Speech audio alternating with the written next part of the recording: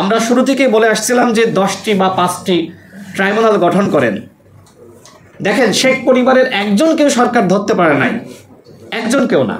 তাহলে গণহত্যার বিচারটা কিভাবে করবে? হাসিনা আদৌ তাকে বাংলাদেশে ফিরিয়ে আনতে পারবে কিনা? সরকারের পক্ষ থেকে বলা হচ্ছে যে আসামি উপস্থিত থাকুক বা না থাকুক, গণহত্যার বিচারের রায় দিয়ে দিবে। এখন সরকারের কাছে যদি মনে হয় যে বিচার মানেই রায় দিয়ে দেওয়া, তাহলে তো আসলে হবে না।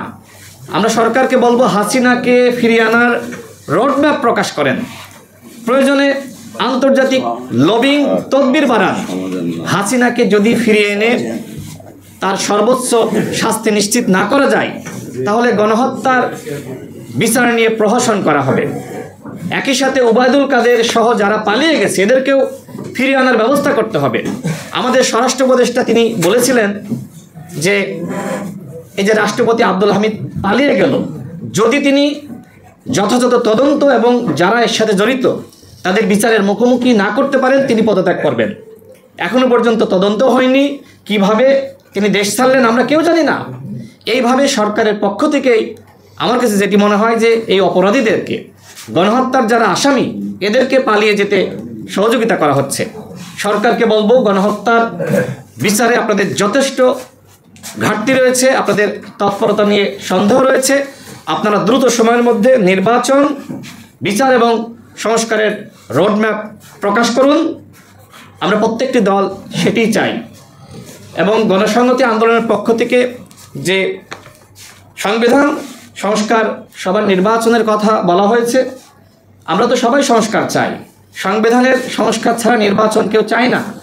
সংবিধান যেভাবে হাসিনা বিতর্কিত করেছিল, সুতরাং গণসংহতি আন্দোলন যে প্রস্তাবনা রেখেছে সেটি অবশ্যই যৌক্তিক। সে বিষয়ে দলগুলোর সাথে আলাপ আলোচনার মাধ্যমে ঐক্যমতের ভিত্তিতে আমরা অগ্রসর হতে পারি। সর্বশেষ যেটি বলবো যে আমাদের ভিতরে অবশ্যই আমরা প্রত্যেকটা দল আলাদা এজেন্ডা রয়েছে, আলাদা কর্মসূচি রয়েছে। সুতরাং আপনি নতুন দল হন, পুরাতন দল হন বা যে দলই হন না কেন, অবশ্যই আপনাকে ঐক্যমতে আসতে হবে। দলগুলোর মধ্যে ন্যূনতম যে ঐক্যমত, সেটিকে চার্টার আকারে গ্রহণ করে, জাতীয় সনদ আকারে গ্রহণ করে আমাদের সামনের দিকে এগিয়ে যেতে হবে।